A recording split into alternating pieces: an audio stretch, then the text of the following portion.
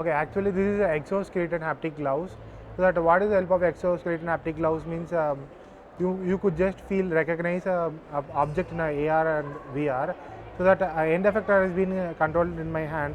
So that this is the setup of this.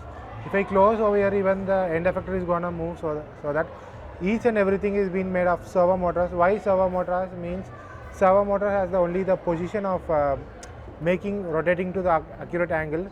So there is a wire is being taken from the servo motor to determine the position of it.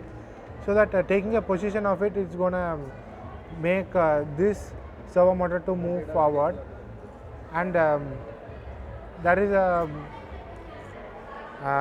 force sensor over here. With this using the force sensor upon to that particular Newton to 5 to 10 Newton, the servo motor is going to act over here, so that there is a force feedback. You could just realize the object in your hand.